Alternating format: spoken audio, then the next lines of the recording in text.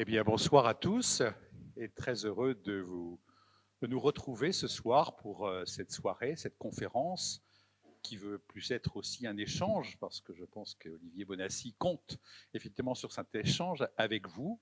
On est très heureux de pouvoir l'accueillir pour ce livre Dieu, la science, l'épreuve. Alors, je ne sais pas si la vraie question, c'est est-ce qu'on peut prouver l'existence de Dieu? Ça peut être ça aussi. Alors, vous allez répondre plus tard. Donc, on le remercie beaucoup, sachant qu'il était ce midi à Perpignan et qu'il prend sa voiture après pour repartir sur Paris. Voilà, donc c'est un exploit. Mais un passage à Angoulême, ça vaut le coup. Donc, voilà. Donc, très heureux de pouvoir l'accueillir. Je crois que la question est capitale. Elle me semble très importante, justement, ce dialogue entre la science et la foi, et comment, justement, la question de la création doit être au cœur même, peut-être, de la nouvelle évangélisation dans la rencontre avec nos contemporains. Et comment les scientifiques aujourd'hui, eh bien, voilà, il y a tous les acquis. Hein, on pouvait dire il y a quelques années que la foi était dans les trous de la science, c'est-à-dire dans ce qu'on ne comprenait pas, mais on disait ça doit être Dieu, un mystère.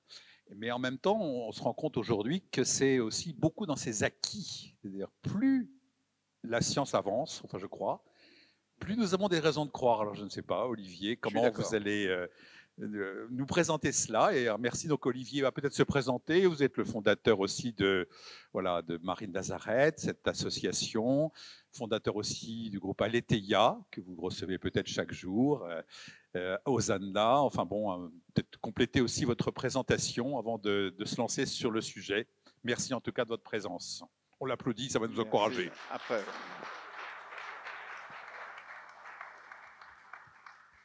Merci Monseigneur et merci de votre accueil très chaleureux. Je tiens à dire tout de suite que on va faire ça très simplement et que si au cours de la présentation il y a des choses que vous ne comprenez pas ou des réactions que vous avez, je trouve ça intéressant que vous les posiez tout de suite, comme ça on est dans le bain de la question et on fera aussi bien sûr un échange après. Alors, je peux juste te dire aussi que Jean-Louis Ney est là, RCF, le président de RCF, enregistre, qui permettra d'écouter la semaine prochaine, jeudi prochain, je crois, la soirée dans son intégralité. Vous retrouvez après sur le site RCF Charente cette conférence. Je vous le dis pour ceux qui voudraient pouvoir la réécouter parce qu'ils voilà, ils auront loupé quelque chose. Exactement. Merci à vous aussi. Alors, quand on parle de la raison d'être de ce livre, d'abord, pour me présenter rapidement, donc moi je suis marié, j'ai 6 enfants, j'étais pas croyant quand j'étais jeune, j'avais fait des études scientifiques et j'étais baptisé dans l'église protestante, mais mes parents, mon père était protestant, ma mère catholique, et puis s'étaient battus assez rapidement, donc ils avaient mis le sujet de côté. Et on ne parlait jamais de Dieu à la maison, donc moi j'étais baigné dans l'ambiance actuelle, c'est-à-dire persuadé que les croyants étaient irrationnels et qu'ils assumaient leur irrationalité. Et voilà, c'était ma position, ça me paraissait une évidence. Et puis, il se trouve qu'à un moment, j'ai monté des sociétés, j'ai commencé à faire un peu ce que je rêvais dans ma jeunesse, c'est-à-dire à gagner un peu d'argent, à m'amuser, à faire des choses. Et ça ne m'apportait pas ce que je voulais, donc je me suis posé des questions. Et je pensais qu'il n'y avait aucune réponse à ces grandes questions. Vous savez d'où on vient, où on va, qu'est-ce qu'on fait là. Et puis, dans un coin de ma famille, il y avait un catholique qui m'a donné un bouquin qui s'appelait Y a-t-il une vérité de Jean Dauja. C'était un normalien qui raisonnait de manière très rationnelle. Et je me suis dit, je vais trouver la faille. Donc j'ai commencé à regarder le livre. Et plus je regardais, moins je trouvais la faille. Et je trouvais des raisons de croire rationnelles très sérieuses. Ça m'a pris plusieurs années, mais finalement, je me suis converti et je suis parti faire 4 années de théologie à l'Institut catholique de Paris. Puis après, j'ai monté des projets, effectivement, un peu pour l'Église, les Vierges pèlerines, le Centre Marie de Nazareth, Aletheia, et puis Marie de Nazareth encore maintenant. Voilà. Et ce projet fait partie, non pas d'évangélisation, c'est pas un livre, hein, c'est un livre de préparation, en fait. C'est les présupposés. Alors, quand on parle de ce livre, on dit que le sujet de l'existence de Dieu, c'est un sujet qui divise les Français, qui partage les gens. Il y a un sondage qui est paru récemment qui dit que 51% des Français ne croient plus en Dieu. C'est incroyable. Donc c'est un vrai sujet. Le but de ce livre, c'est de mettre à disposition des gens des éléments factuels à jour, simples, qui permettent de se faire une opinion éclairée. Et on s'appuie en particulier effectivement sur les découvertes scientifiques des 100 dernières années qui, à notre avis, changent complètement la donne. Voilà. Alors, Ce livre donc vient de paraître. Il a été tiré à 50 000 exemplaires par un éditeur qui y croyait beaucoup. Et en fait, il est presque épuisé. Donc, on vient de retirer 80 000 exemplaires. Donc, c'est très, très bien. On est très content de vendre des livres. Mais la vraie chose qu'on aimerait, c'est qu'un débat se mette en place dans ce pays autour de cette question, de savoir si la question de Dieu, elle est déterminée, indéterminée, ou est-ce qu'on peut en dire vraiment d'un point de vue simplement de la raison. Hein, c'est pas, le livre ne parle pas de foi, il parle un petit peu de religion, mais à titre anecdotique, pour centrer. Il y a un seul sujet, c'est l'existence de Dieu. Est-ce qu'il existe un Dieu créateur? Et il y a un seul angle, c'est la rationalité. Et pour faire cette enquête de manière valable, on étudie une douzaine de cas. Et je vous dis tout de suite le résultat, c'est qu'il nous semble que dans chacun de ces cas qui sont indépendants, qui sont des rationnels, ils sont aussi convergents. C'est-à-dire que tous les dossiers, quand on les ouvre sur cette question de l'existence de Dieu, aboutissent à la même conclusion. Et c'est cet ensemble-là qui est le plus frappant finalement, qui fait qu'on aboutit, à mon avis, à une vraie certitude. Alors, la question, c'est Dieu existe-t-il? Cette question, elle a quatre caractéristiques. Le premier, c'est que c'est une question essentielle, fondamentale au sens propre, c'est-à-dire qu'elle est fondamentale pour chacun, mais aussi pour les sociétés. Chacun, comme on disait, on se demande à un moment d'où on vient, où on va, qu'est-ce que c'est que cette chose qui s'appelle la mort? Est-ce qu'on va avoir une vie après? Est-ce qu'on va revoir nos parents, nos amis? Tout ça, ce sont des questions qui sont en dépendance de cette question fondamentale, est-ce que Dieu existe? Il y a une deuxième chose, c'est que c'est une question passionnelle. On s'aperçoit hier à Perpignan, par exemple, il y avait des gens qui ont réagi très très fortement après, et c'est pas étonnant parce que c'est une question qui nous touche bien sûr au fond. Si on discute de l'extinction des dinosaures ou de la manière dont la Lune s'est créée, bon, il y a des discussions, les gens ont des avis différents, puis si jamais il y a une thèse qui l'emporte, ça ne fait pas de difficulté parce que c'est pas passionnel. Là, on touche à un sujet extrêmement passionnel, et nous, notre proposition, c'est de l'étudier uniquement sous l'angle rationnel. Et un troisième point, c'est que sur cette question, il y a des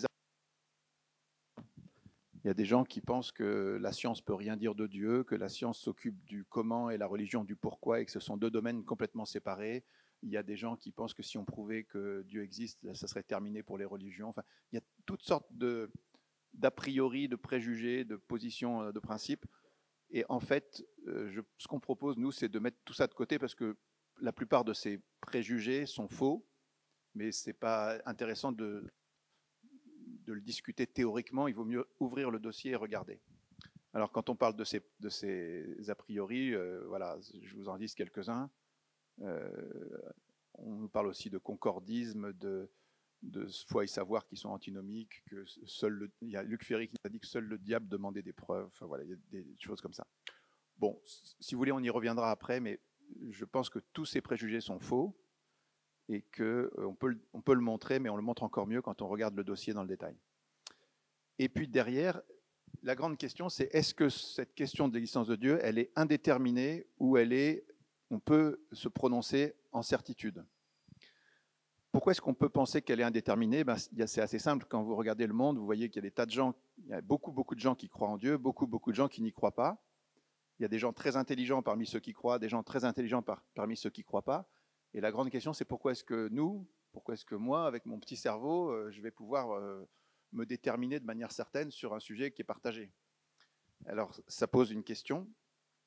Et en fait, la réponse qu'on va donner, c'est que c'est un peu comme Newton. Vous savez, Newton, il a dit qu'il était allé plus loin que les autres parce qu'il était juché sur les épaules des géants qui l'ont précédé. Et bien, aussi, si on dit bien cette question de l'existence de Dieu, il faut qu'on soit juché sur les épaules de ceux qui ont réfléchi à ça sérieusement au passé, et puis aussi de ces grands savants qui ont fait ces découvertes dont on va parler maintenant. Alors, évidemment que pourquoi est-ce que cette question n'est pas plus présente? C'est parce que les gens ont le sentiment qu'elle est indéterminée. Si elle est indéterminée, elle devient inintéressante. Alors, l'opinion qu'on a aujourd'hui, c'est que ça a changé et qu'on va venir. Alors, quand on parle de preuve de l'existence de Dieu, on parle de preuve dans le langage habituel. Ce que c'est qu'une preuve, vous savez, quand vous faites une enquête, vous cherchez des preuves. Quand vous arrivez, si vous jouez au Cluedo, si vous avez le colonel Moutarde qui est dans la véranda avec le chandelier, qui a de l'ADN de la victime sur le chandelier, que vous avez les empreintes partout, qu'il y a 3 personnes qui l'ont vu, que lui-même il avoue et qu'il y a des caméras de vidéosurveillance qui l'ont filmé. Quand vous arrivez devant le tribunal, ils disent on a largement assez de preuves, le gars est coupable. Et en fait, quand on réfléchit bien, il n'y a aucune de ces preuves qui est absolue. Ça pourrait être un immense complot, on pourrait être dans une matrix ou des choses comme ça. Donc ce sont des preuves qui sont qui se font comme dans des enquêtes. Hein, on cherche des preuves qui nous permettent d'arriver à une certitude au-delà de tout doute raisonnable. C'est ça qu'on appelle des preuves. En mathématiques, il y a des évidences absolues. Hein, quand vous démontrez des choses avec des théorèmes ou quand vous jouez aux échecs maths en 3 coups, ça c'est de l'ordre de l'évidence, de la démonstration absolue. C'est pas ça qu'on va faire. Quand le mot preuve, c'est pas ça. Une preuve n'est qu'un élément qui permet de justifier une thèse, de conforter une thèse et d'infirmer son contraire. Et quand les preuves s'accumulent et qu'elles vont toutes dans le même sens, à la fin on dit bon, on est sûr. Voilà. Alors, pour aller un peu plus loin, la chose importante, c'est que il y a 2 thèses donc, qui sont opposées. Dieu existe et Dieu n'existe pas. Hein, et la réponse, elle existe. Elle est binaire. C'est oui ou c'est non. Et c'est indépendant de nous. La seule chose qui nous empêche, nous, de savoir la réponse, c'est notre manque de connaissance. Mais il se trouve que la connaissance a beaucoup évolué, a beaucoup progressé. Et ce qui permet de se déterminer, c'est que les 2 thèses opposées, elles ont des implications. C'est-à-dire que si Dieu n'existe pas, alors l'univers, d'une manière ou d'une autre, la matière a toujours existé dans le passé. Ça, c'est très important. Il faut que vous sachiez que 100% des visions du monde athées, depuis Parménide, Héraclite, Démocrite, les Grecs et puis les Romains, Lucrèce, jusqu'à Staline, Marx, Engels, Mao ou Hitler, en passant par tous les philosophes, par Auguste Comte, par tous les philosophes du XIXe siècle qui ont été des philosophes athées, ou par les scientifiques qui étaient athées aussi, toutes ces visions du monde, sans aucune exception, voient un passé infini pour la matière et l'univers. Or ça, c'est plus possible scientifiquement aujourd'hui, on va le montrer. Aujourd'hui, on est certain qu'il y a eu un début au temps, à l'espace et à la matière. Einstein nous a expliqué, nous a fait comprendre par la théorie, mais aussi par l'observation. Donc les 2, quand il y a théorie et observation, on est sur un consensus extrêmement fort que personne ne remet en question. Le temps, l'espace et la matière sont liés. C'est le principe de la relativité d'Einstein. Donc il y a eu un début au temps, à l'espace et à la matière. On en est sûr. Et pas que par un raisonnement, vous allez voir. Et donc ça veut dire que ce qui a permis au temps, à l'espace et à la matière d'émerger, c'est une cause qui n'est ni temporelle, ni spatiale, ni matérielle, qui a la puissance de créer le temps, l'espace et la matière. Donc vous voyez déjà, rien qu'avec extrêmement proche de la définition de Dieu dans toutes les religions et toutes les philosophies. Et puis, cette cause qui a provoqué la naissance de l'univers, elle a réglé les choses de manière absolument incroyable pour que les données initiales de l'univers et les lois de la physique et de la biologie, les étoiles puissent brûler 10 milliards d'années et que la vie puisse naître.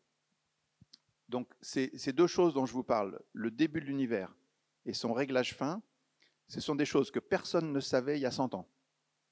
Et aujourd'hui, tout le monde est d'accord. Il n'y a pas un scientifique qui vous dira que ce n'est pas vrai. Et les athées sont très embêtés, bien sûr, parce que, bon, on ne va pas arriver tout de suite à la conclusion, mais les choses sont très très simples, si vous voulez. Si vous prenez ces 2 points, le début de l'univers, le raisonnement, il tient en 2 points.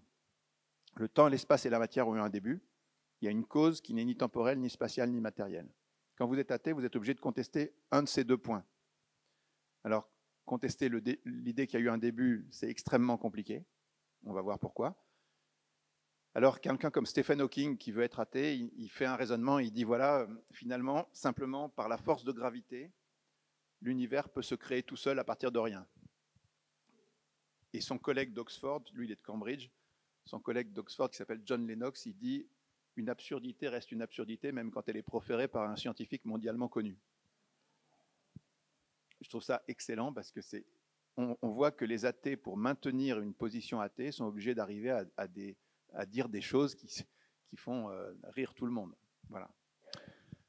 Donc, si on revient aux implications, s'il n'y a pas de Dieu, alors l'univers ne peut pas avoir de début.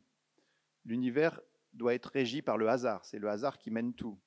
Et vous avez aussi quelques autres implications, c'est-à-dire qu'il n'y a pas de bien et de mal, il n'y a pas de miracle, de révélation, de prophétie, il n'y a pas non plus d'exorcisme, il n'y a pas non plus d'expérience de mort imminente, vraiment, enfin bref, il y a pas mal d'autres sujets qu'on n'a pas traités, mais ça, vous voyez que ça a des implications dans le monde réel et qu'on va pouvoir les vérifier. S'il existe un miracle, un véritable miracle, alors la thèse matérialiste, elle tombe. Voilà. Donc, on va voir que ce n'est pas sur un exemple, mais sur un grand nombre que la thèse matérialiste tombe. Alors, revenons à l'histoire. Dans le passé un peu lointain, sur tous les continents, dans tous les siècles, dans tous les endroits du monde, les gens ont cru en Dieu. Ils n'étaient pas d'accord sur quel Dieu, donc il y avait des représentations très différentes, mais quand les gens voyaient l'univers, quand ils faisaient des raisonnements philosophiques, quand ils regardaient les milliers de miracles, les milliers d'apparitions, les milliers de saints, les milliers de rencontres avec Dieu, bon, ça fait un énorme paquet de raisons de croire en Dieu. Et puis, ce qui s'est passé, c'est qu'à partir du XVIe siècle, il y a eu une nouvelle interprétation du monde, la science, de Copernic à Freud, en passant par Galilée, Laplace, Darwin. À chaque fois que la science avançait, on avait l'impression qu'elle donnait des explications sans recourir à l'existence de Dieu, et que le monde s'expliquait de mieux en mieux, et que finalement, à la fin, on allait tout expliquer avec la science. C'est un peu l'anecdote de Laplace avec Napoléon. Laplace explique à Napoléon son système, et puis Napoléon lui dit, mais Dieu dans tout ça? Et il répond, Sire, je n'ai pas eu besoin de cette hypothèse. Donc toute cette période-là, en fait, quand la science commence, un peu de science éloigne de Dieu, et beaucoup y ramènent, mais quand la science a commencé, on avait l'impression que les réponses s'accumulaient, et chaque fois la religion était un peu sur la défensive. On n'est pas au centre de l'univers, la Terre est beaucoup plus ancienne que ce qu'on imaginait, l'évolution pose un problème. Enfin voilà, vous connaissez tout ça. Et comme la science a un prestige énorme, parce que la science a changé nos vies, elle a changé par la technique la vie des hommes sur tous les plans, elle a un prestige incroyable et elle a permis qu'un courant matérialiste très puissant soit un peu dominant dans le monde intellectuel en s'appuyant sur la science, justement. Mais ce qui s'est passé après, c'est que tout a changé à partir du début du XXe siècle. Une série de découvertes, donc la thermodynamique, la mécanique quantique, la relativité, la naissance de la cosmologie, la découverte du Big Bang, la découverte de la complexité en biologie, et puis tous les aspects de réglage fin de l'univers, sans oublier même des mathématiques. Toutes ces découvertes vont dans l'autre sens. Elles se résument, comme je vous disais, on peut les synthétiser en disant que tout ça permet de découvrir qu'il y a un début et qu'il y a un réglage. Alors, ça nous amène à une quatrième phase qui est à mon avis inévitable, c'est qu'un jour ou l'autre, de même que Copernic a eu un impact considérable dans la population, les gens se sont dit « waouh, on n'est plus au centre de l'univers, ça fait réfléchir ». De même que Darwin a eu un impact très très fort sur des décennies après, ou même ces genres d'impact, ça se fait sur des décennies ou des siècles, eh bien les découvertes du XXe siècle, qui n'ont pas encore été intégrées par le grand public, elles vont avoir un impact colossal parce qu'elles ont des implications très simples et que l'hypothèse de Dieu va devenir évidente. Enfin, en tout cas, voilà, c'est à mon avis vraiment le sens de l'histoire. Alors, je résume ce que je viens de dire. Vous aviez dans le passé l'émerveillement devant l'univers, devant le fait que l'univers existe, devant sa beauté, sa grandeur, son harmonie, toutes les preuves philosophiques qui sont de 3 ou 4 types, donc celle de la contingence, celle du début de l'univers, celle aussi de la téléologie, comme on dit, c'est-à-dire de l'ordre qui est dans l'univers, et puis éventuellement la preuve ontologique qui a été renforcée maintenant. Tout ce qui concerne la considération sur l'homme, sur sa spécificité, sur sa conscience, sur la morale, tout ce qui concerne les miracles, les apparitions, les saints, les rencontres avec Dieu, voilà, ça fait un énorme paquet de raisons de croire en Dieu. Et encore une fois, c'est pour ça que tout le monde a toujours cru en Dieu. Sauf que la science a semblé s'opposer à ça à un moment. Mais aujourd'hui, pour moi, la situation, c'est celle-là, c'est-à-dire que tout penche dans le même sens et que la balance est complètement déséquilibrée. Alors, on va étudier maintenant 5 preuves scientifiques. Alors, on dit des preuves, hein, je vais vous expliquer pourquoi. C'est très contesté, surtout dans le monde catholique, parce que les catholiques sont très attachés à la philosophie. Et il y a quelque chose, à mon avis, qu'ils n'ont pas vu, c'est que la science a empiété dans le domaine de la philosophie très fortement. Cette séparation stricte entre la science et la philosophie, elle n'est pas juste. Parce que déjà, à l'intérieur même de la science, il y a des principes philosophiques. Si vous enlevez l'idée que demain matin, les lois vont continuer à s'appliquer, que le soleil va continuer à se lever, qui est une idée philosophique, si vous enlevez ça de la science, vous ne pouvez plus faire de science. Si vous enlevez le principe de causalité, qui est que chaque chose qui commence ou chaque chose qui est contingente, chaque effet a une cause, vous ne pouvez plus faire de science non plus, c'est un principe philosophique. Et puis si vous enlevez l'idée que la science nécessite des interprétations, c'est-à-dire qu'il n'y a pas que les équations, il y a aussi l'interprétation qu'on en donne, vous dites que les 3/4 des savants font de la philosophie. Donc cette séparation entre science et philosophie, elle n'est pas très pertinente, elle est encore moins pertinente depuis que la science a découvert que dans le monde réel, le temps, l'espace, la matière, les atomes, le vide, ce n'est pas ce qu'on imaginait en philosophie dans le passé. Personne n'avait jamais imaginé dans le passé que le temps était relatif, qu'il était dépendant de la vitesse et de la masse. Personne n'avait imaginé ça. Et donc, si vous faites de la philosophie sans tenir compte du monde réel, vous êtes hors sol. Donc, c'est pour ça qu'à mon avis, toutes ces critiques qui nous viennent souvent de théologiens ou de gens du monde chrétien, je pense qu'elles sont plus pertinentes. Voilà. Alors, revenons à nos moutons. Donc, qu'est-ce que sont ces 5 découvertes résumées? Alors, la première, c'est la thermodynamique. C'est un mot compliqué, la thermodynamique, mais en fait, c'est très simple. C'est juste pour un exemple. Quand vous voyez dans une cheminée des bûches qui flambent, elles vont se consumer, elles vont devenir de la cendre, et après, elles resteront dans cet état. Et ça vous dit qu'il y a une flèche du temps.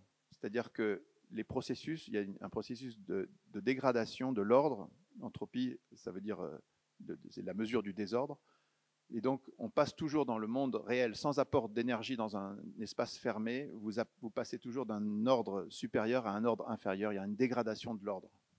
Ça a été vu par Carnot, qui était un petit jeune de 26 ans, 27 ans, qui a publié des travaux sur les machines thermiques en 1824. Il est mort quelques années après. Ces travaux ont été repris par Clausius à la fin du XIXe siècle, qui a postulé ce qu'on appelle le second principe de la thermodynamique. Donc c'est cette idée que l'ordre est décroissant dans le monde réel. Ce n'est pas une loi mathématique, c'est une loi statistique qui repose sur le grand nombre des molécules, donc elle est toujours vérifiée en pratique. Et cette loi est très très forte. Einstein a dit que c'était la plus grande loi de la physique et tout ça. Donc elle est devenue totalement incontestable. Et derrière Carnot et Clausius, il y a un troisième larron qui s'appelle Boltzmann, qui arrive et qui met tout ça en équation et qui arrive à 2 conclusions fantastiques, révolutionnaires. La première, c'est il dit, puisqu'il y a cette fonction, si on l'applique à l'univers, cette décroissance de l'ordre, ça veut dire que l'univers a eu un début. Vous voyez ça? Si vous arrivez dans une pièce où vous voyez un feu qui brûle, vous vous dites dans 3 heures ou dans X heures, ce feu va devenir, ces bûches vont devenir des cendres. Première conclusion. Mais il y a une deuxième conclusion que vous pouvez tirer, c'est que quelqu'un est venu il n'y a pas très longtemps pour recharger les bûches. Parce que si les bûches étaient là depuis l'éternité, les cendres, elles seraient là aussi depuis l'éternité. Donc, vous voyez bien que... Et l'univers, c'est pareil. Hein.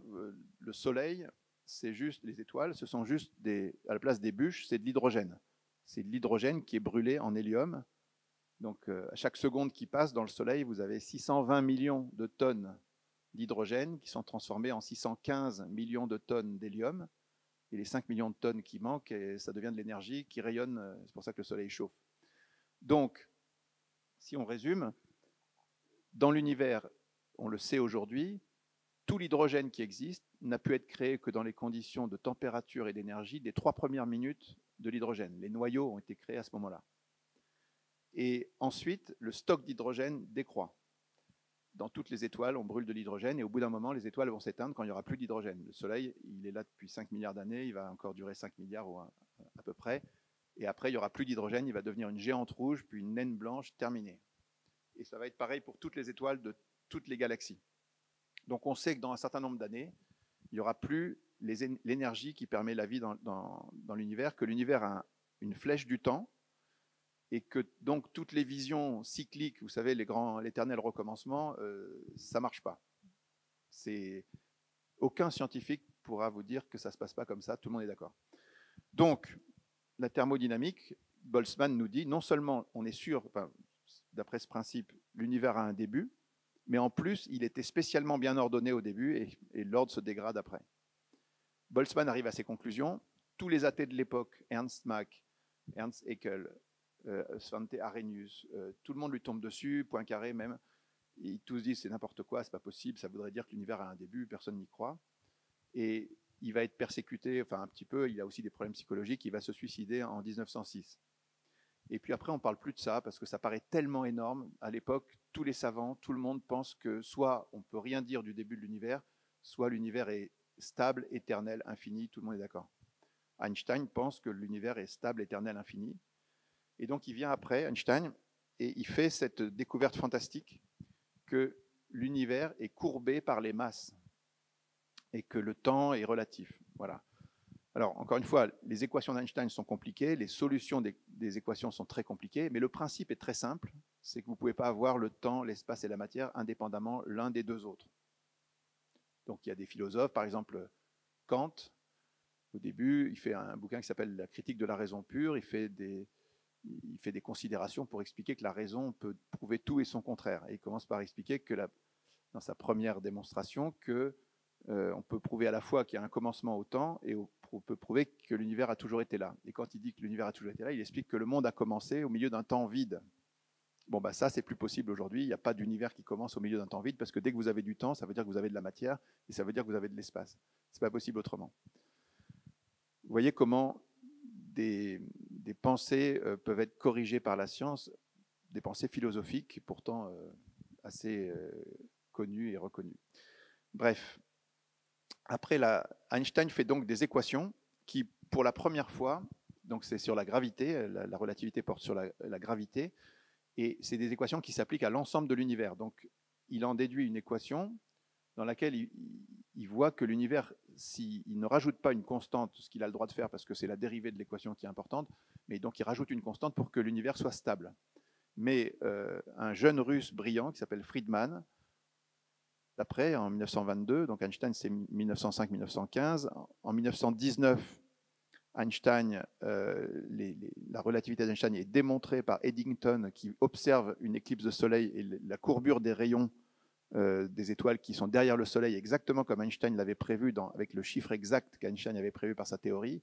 Et donc, dès 1920, Einstein a le prix Nobel et il devient une star absolue.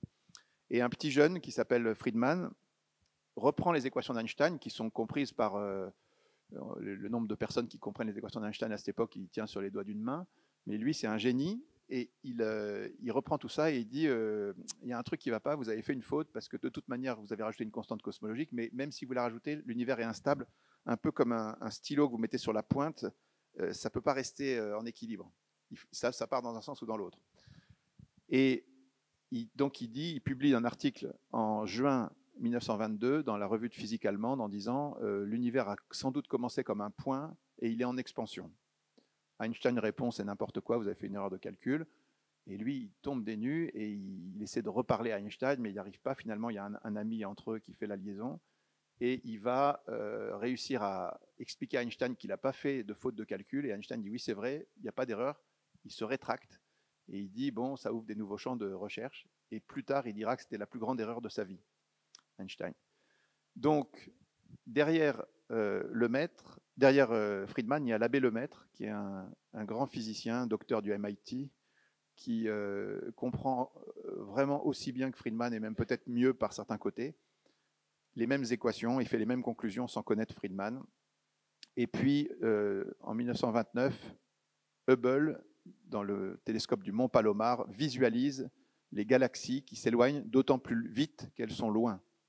Donc le décalage vers le rouge des étoiles et des galaxies démontre qu'effectivement l'univers est en expansion. Alors qu'est-ce que ça veut dire que l'univers est en expansion? C'est très curieux. C'est la métrique de l'univers, c'est-à-dire sa dimension qui grandit. Et les étoiles sont posées au milieu. Nous, dans notre espace à nous, dans notre galaxie et dans Andromède qui est à côté, la force de gravité est trop grande. Mais entre les galaxies, donc c'est pas régi, on ne voit pas l'expansion. D'ailleurs, elle serait infime. Mais entre les galaxies, il y a un espace qui se crée parce que l'univers grandit. C'est extrêmement curieux comme idée. Et ce que le maître comprend tout de suite et qu'il théorise, c'est que s'il est en expansion, c'est-à-dire que si on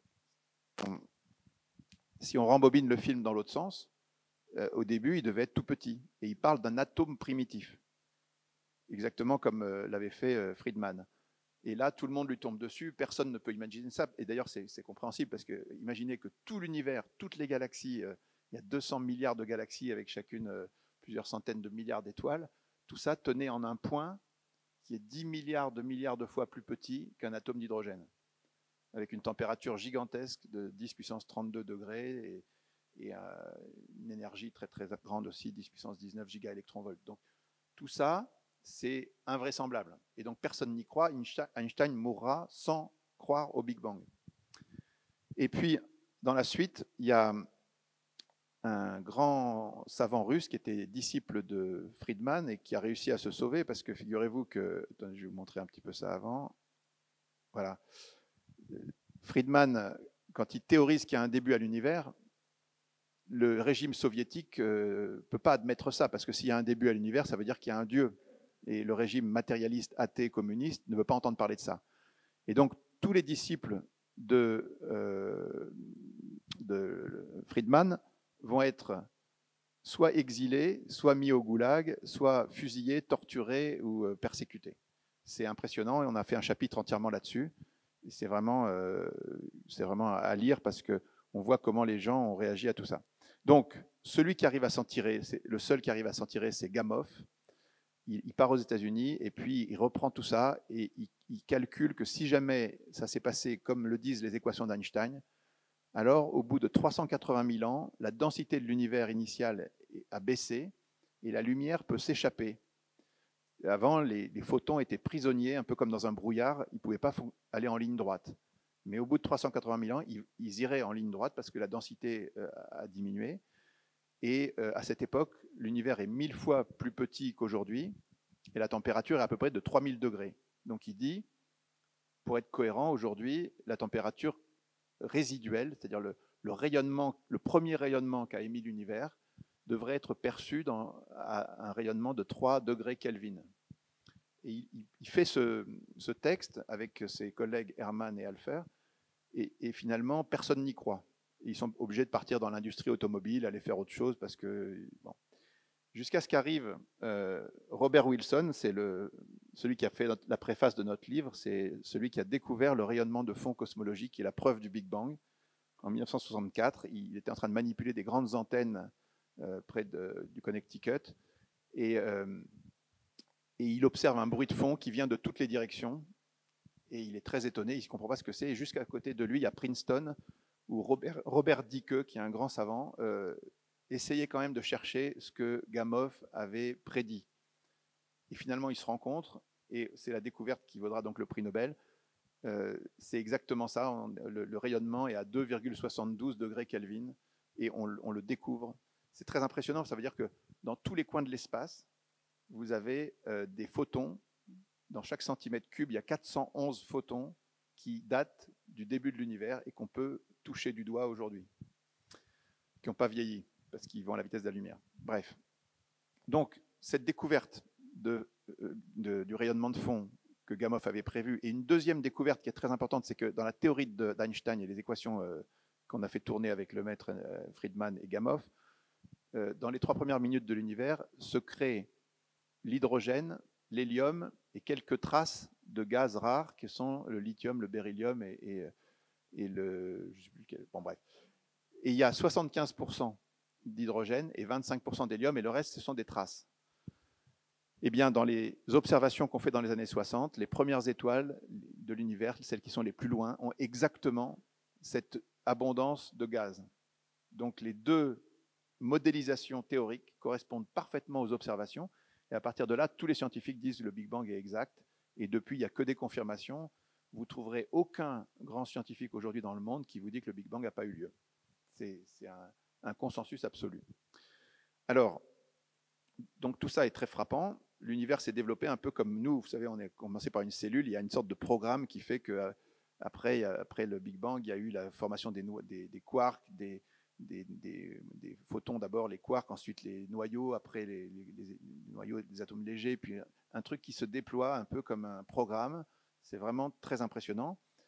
Et Robert Dicke, alors oui, aujourd'hui, cette image, c'est l'image, vous savez, c'est comme une planisphère. Vous voyez, on représente la sphère dans toutes les directions par un écran plat.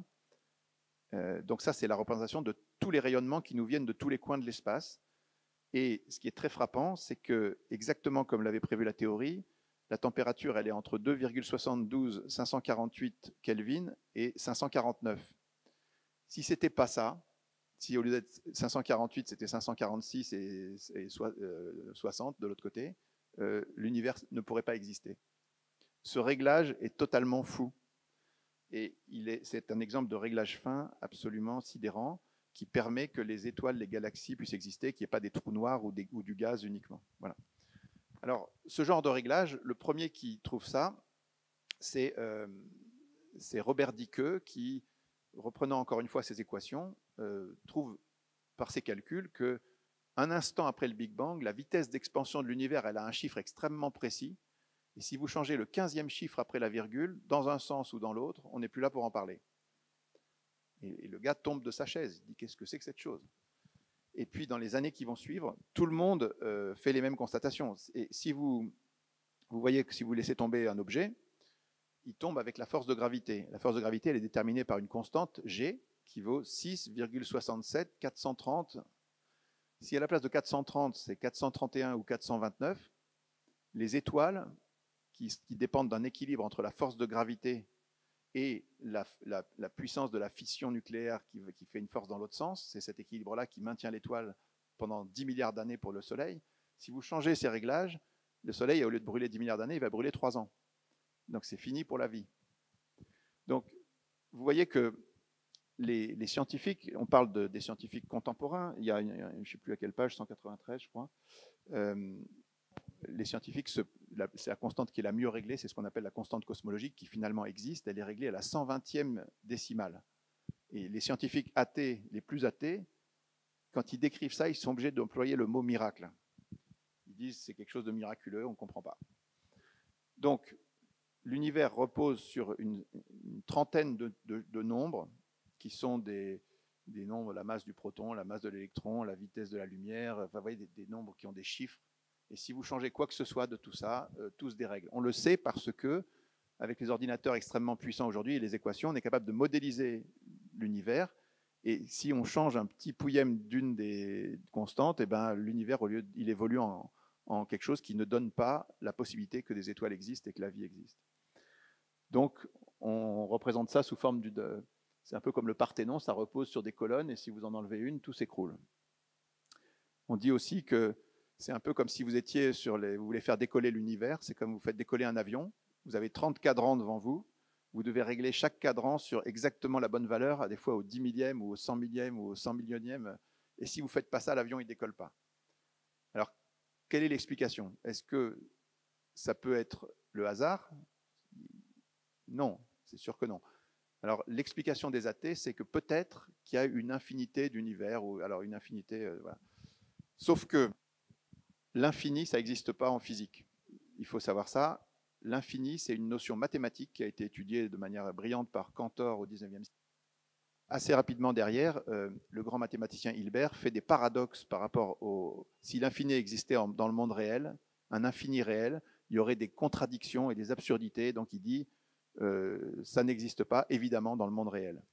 Et la physique a démontré dans ces choses-là. Par exemple, à une époque, on pouvait penser qu'on pouvait aller à une vitesse infinie. Et bien, Einstein nous a fait comprendre que non, rien ne peut dépasser la vitesse de la lumière dans l'espace-temps. À un moment, on pensait qu'on pouvait diviser un segment en deux, puis en deux, puis en deux, sans fin, et aller à l'infini. Eh bien non, la mécanique quantique nous a fait comprendre qu'il y a des quantas de distance, des quantas d'énergie, mais qui impactent des quantas de distance. On ne peut pas aller en dessous d'une certaine distance de 10 puissance moins 35 mètres.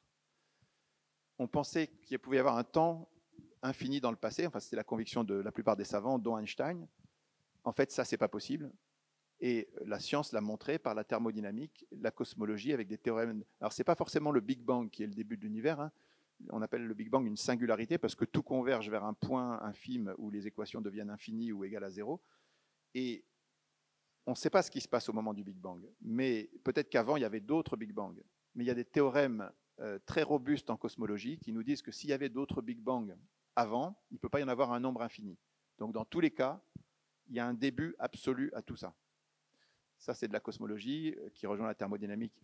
Mais tous ces raisonnements sur le début de l'univers, en fait, ils sont aujourd'hui confirmés par la science, mais il faut savoir qu'ils existaient depuis longtemps dans la rationalité.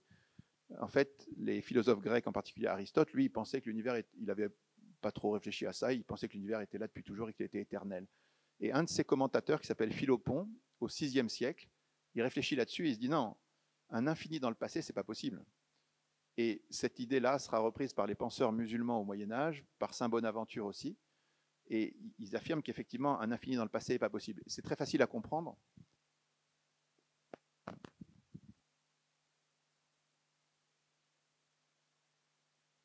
Un infini potentiel. Ça restera toujours un infini potentiel. Vous n'aurez jamais atteint l'infini.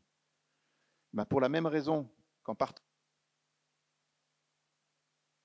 dans le futur, vous ne pouvez pas partir de l'infini et atteindre maintenant dans le présent. C'est comme sauter d'un puits sans fond, ça ne marche pas. Donc, cette évidence, elle était connue bien avant que la science confirme, mais ça n'avait pas imprimé dans l'esprit des scientifiques. Donc, maintenant, tout converge, on est sûr et certain qu'il y a un début à l'univers, et ce début, c'est le début du temps, de l'espace et de la matière, et donc derrière ça, vous avez forcément à l'origine une cause qui ressemble absolument à ce que tout le monde a toujours appelé Dieu. Autre point important, la biologie. Donc, il faut savoir que des bactéries à l'homme, en passant par toutes les plantes et tous les animaux, tout ce qui vit sur la Terre est composé de cellules. La différence entre l'inerte et le vivant, c'est un vivant, c'est une cellule qui se reproduit et qui interagit avec le milieu extérieur, qui se nourrit et qui se reproduit. Donc, si vous n'avez pas de cellules, vous n'avez pas de vivant, ça reste de l'inerte. Donc, comment est-ce qu'on est passé de l'inerte au vivant? Au XIXe siècle, on se disait, bon, Darwin, il écrit une lettre en disant, sans doute dans un petit étang chaud, il y a eu un peu de mouvement et ça a produit la vie. On croyait à la génération spontanée. En fait, tout ça, c'était une vue de l'esprit parce que la vie est extrêmement compliquée. Pour faire une cellule, il faut de l'ADN. L'ADN, c'est une technologie hallucinante par rapport à toute notre technologie. On est à des années-lumière. Dans un brin d'ADN, vous avez l'équivalent de 30 volumes de l'Encyclopédie Universalis, dans un brin infiniment petit.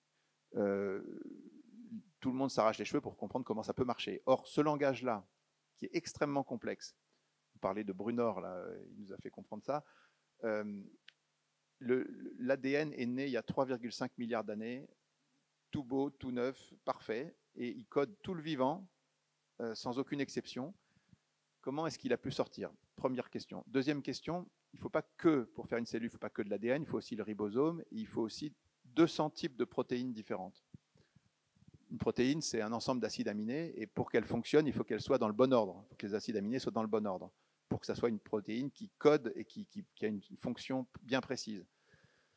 Si vous calculez une grosse protéine de 1000 acides aminés, pour qu'elle soit dans le bon ordre, c'est une chance sur 10 puissance, sur 22 puissance 1000. 22 puissance 1000, c'est à peu près 10 puissance 1500. C'est à peu près une chance sur 10 puissance 1500, c'est la chance que vous avez de gagner au loto, vous, contre toute la planète, contre 10 milliards d'habitants, toutes les semaines pendant 2 ans. Vous voyez ce que ça représente comme chance, c'est égal à 0. Donc, mais il ne faut pas qu'une seule protéine, il en faut 200. Au même endroit, avec en plus le métabolisme, avec en plus... Donc le chapitre sur la biologie, c'est un de ceux que j'ai préférés parce que franchement, ça nous met à des années-lumière voilà, on se dit, alors, quelles sont les explications? Il y a une explication A, qui est de dire un concepteur suprêmement intelligent a prévu des lois qui font que ces improbabilités absolues se résolvent. Deuxième explication, ça s'est fait par le hasard, c'est juste pas possible. Bon. Donc, on a la complexité de la cellule qui est un ensemble d'organismes qui font extrêmement complexes, qui font des opérations extrêmement complexes entre eux. Ça ne peut exister que parce que les lois de l'univers l'ont prévu et elles sont faites pour que ça soit stable et que ça marche. Dans les années 150, on a essayé de prendre des soupes, de reconstituer l'atmosphère terrestre de l'époque primitive. On a mis des éclairs dedans et on a essayé de faire voir si la vie pouvait sortir. Le seul truc qu'on est arrivé à faire, c'est de faire sortir quelques morceaux d'acides aminés, ce qui est déjà pas mal. Ça prouve que les acides aminés sont stables naturellement, ce qui est un grand merci aussi aux lois de l'univers. Entre un acide aminé, un seul, et une cellule, c'est à peu près pareil qu'entre un boulon et une Porsche. Donc vous avez un saut immense à faire. C'est juste pas possible s'il n'y a pas une volonté spécifique derrière tout ça. Voilà, donc si on résume les choses, vous avez un grand retournement de la science et on a les athées qui sont coincés. Je vous ai dit, premièrement, sur le début du temps, de l'espace et de la matière, cause non temporelle, non spatiale, non matérielle. Ils sont contraints à dire des absurdités. Pour résoudre le problème du réglage fin de l'univers, ils ont dit oui, peut-être qu'il y a une infinité d'univers, ou alors infinité, c'est pas possible, on est d'accord, mais il faut qu'il y ait beaucoup, beaucoup d'univers. Et ils ont calculé que dans les modèles actuels, il y a des gens qui travaillent, il y a des milliers de scientifiques qui travaillent en ce moment, par exemple, sur la théorie des cordes, qui postulent un modèle de 10 puissance 500 univers. Alors, 10 puissance 500 univers, je fais un petit slide aujourd'hui, là. 1 milliard, si vous devez compter si vous comptez 1, 2, 3, 4, 5 avec un nombre à chaque seconde, pour compter jusqu'à 1 milliard, il va falloir un peu plus de 30 ans. Donc, si vous voulez compter jusqu'à 1 milliard de milliards, il va vous falloir 2 fois la durée de l'univers. Et si vous voulez compter jusqu'à 1 milliard de milliards de milliards, il va vous falloir des milliards de fois la durée de l'univers. Donc, 10 puissance 500, les gens qui imaginent qu'il y a 10 puissance 500 univers, ils utilisent ce chiffre, ils vous le mettent ils vous le délivrent comme ça, sans réaliser ce que ça veut dire. Ça veut dire que il y a 10 000 milliards de milliards de milliards de milliards de milliards de milliards de milliards de milliards de milliards de milliards d'univers. Voilà. Ils sont obligés de croire à ça. Alors là, c'est pas de la foi, c'est un prodige. Voilà. Donc on arrive à des aberrations vraiment. Alors voilà de quoi parle le livre dans sa partie scientifique qui constitue les 2/3 du livre. Et nous, on pense que la science, bien sûr, elle ne dit pas qui est Dieu, mais elle peut dire qu'il y a un Dieu exactement de la même manière que quand vous voyez des traces de pas sur le sable, vous pouvez affirmer qu'il y a quelqu'un qui est passé pour faire ça, que ce n'est pas le sable, la mer et le vent qui ont provoqué ça, parce que ce n'est pas dans les lois physiques, ça ne marche pas. Donc vous êtes obligé de dire, à l'intérieur de la science physique, vous êtes en train de dire qu'il y a quelque chose que vous ignorez qui a fait ça. Vous êtes incapable de dire ce que c'est positivement, mais vous pouvez dire négativement, de manière indirecte, de manière apophatique, on dit, c'est-à-dire de manière négative, qu'il y a forcément une cause à ces traces. Et c'est comme ça que la science dit qu'il existe forcément un Dieu. Elle ne dit pas qui est Dieu, et l'objet de ce livre n'est pas du tout de dire qui est Dieu, ni s'il s'est révélé, ou comment il faut vivre avec lui, et des questions encore plus importantes, évidemment. Mais on a voulu limiter, et par contre, on affirme que la science est capable de... Vous savez, on parle aussi de Gödel. Vous savez, Gödel, c'est un grand mathématicien. Beaucoup ont dit que c'était le plus grand logicien depuis Aristote. Il a démontré qu'il y a forcément, à l'intérieur de la logique et des mathématiques, qu'il existe des vérités qui sont non démontrables. C'est-à-dire qu'à l'intérieur des mathématiques, il a démontré qu'il existe des vérités qui sont extérieures aux mathématiques. Voilà, tout le monde est d'accord. Il y a un autre qui est très important qui s'appelle Alain Aspect. Bon, c'est une histoire un peu compliquée, on va aller très très vite, mais il a démontré que 2 particules intriquées qui étaient à 14 mètres de distance pouvaient interagir entre elles bien plus vite que la vitesse de la lumière de manière instantanée. Et ça, ce n'est pas possible dans l'espace-temps selon les lois d'Einstein. Donc ça veut dire qu'à l'intérieur de la science physique, cette expérience démontre qu'il existe un autre niveau de réalité où ces 2 particules forment un seul système. Donc c'est encore la même chose, on est à l'intérieur de la science physique et on démontre qu'il existe autre chose que la physique. On sort de... Voilà. C'est ça que les philosophes ne comprennent pas bien, ou que les critiques, à mon avis, ne comprennent pas bien, c'est qu'on peut montrer des choses de manière négative et sans dire ce qu'elles sont de manière positive. Voilà, donc je voulais vous montrer autre chose. Oui, donc ça, c'est les domaines qu'on a étudiés dans ce livre. Et on va arriver à 4 domaines qui vous parlent, puisque je crois qu'ici, on est tous plus ou moins catholiques. On a mis à la fin 5 ou 6 sujets, dont 4 sont à connotation religieuse. On ne les a pas choisis parce qu'ils étaient religieux, on les a choisis parce que ce sont des anomalies de l'histoire. Et quand on a une démarche scientifique, on s'intéresse aux anomalies. C'est toujours en regardant les anomalies d'un système qu'on fait progresser la science. Donc, qu'est-ce qui est anormal dans la Bible? Donc, on a 2 chapitres sur la Bible. Il y en a un pour dire que les Hébreux ont reçu des vérités qui étaient humainement impossibles, et en même temps que les erreurs de la Bible ne sont pas des erreurs. On va parler de la première. Qu'est-ce qui s'est passé au temps des Hébreux? Les Hébreux, vous savez, c'est un peuple de bergers. Au départ, c'est un araméen errant, Abraham, qui part avec ses troupeaux, et ça devient un peuple donc de bergers, de bédouins, au milieu de grands empires qui existent depuis très longtemps et qui sont équipés en vie intellectuelle intense. Les Sumériens, les Égyptiens, les Perses, les Grecs, les Romains, sont tous des savants, ils ont des astronomes, ils ont des bibliothèques, ils ont une vie intellectuelle forte, ils ont publié des livres et tout ça. Les Hébreux, ils arrivent et ils disent, en fait, tout ce que vous croyez, vous, c'est faux. Au ciel, il n'y a pas des dieux qui se battent entre eux avec des têtes d'animaux, qui ont des histoires pas possibles. En fait, il y a un seul Dieu, il est complètement transcendant, il n'a rien à voir avec vos représentations. Il a créé le ciel et la terre à partir de rien. Il y a eu un début, il y aura une fin, et en attendant, le monde s'use. Les hommes, vous, tous les peuples autour des Hébreux, ils croient que parmi les hommes, il y a des héros, il y a des demi-dieux, il y a des sous-hommes, il y a des esclaves par nature, il y a des choses comme ça. Et les Hébreux disent non, non, on est tous au même niveau, on est tous fils d'Adam. Et puis, ils disent aussi, dans la nature, vous pensez que dans les sources, dans les forêts, dans les morceaux de bois, il y a des dieux. En fait, tout ça, c'est de l'idolâtrie, ça n'existe pas. La nature, c'est la nature. Et il n'y a pas de Dieu en elle. Et puis, le soleil et la lune, on a un chapitre amusant où on liste dans toutes les civilisations antiques le nom des dieux du soleil et des dieux de la lune. Toutes les civilisations les prennent pour des dieux. Et les Hébreux disent non, non, non, pas du tout. Tout ça, c'est juste des lampadaires pour éclairer. Alors, explication A, comment vous expliquez un truc pareil? Explication A, ces vérités, on suit ce que disent les Hébreux, il y a Dieu qui s'est révélé à eux et il leur a parlé pour purifier, non pas tout. Dieu n'a pas voulu changer la culture ou changer, faire transmettre des savoirs un peu spéculatifs et inutiles. Ça servait à rien aux gens de savoir que le monde était créé il y a 13,8 milliards d'années.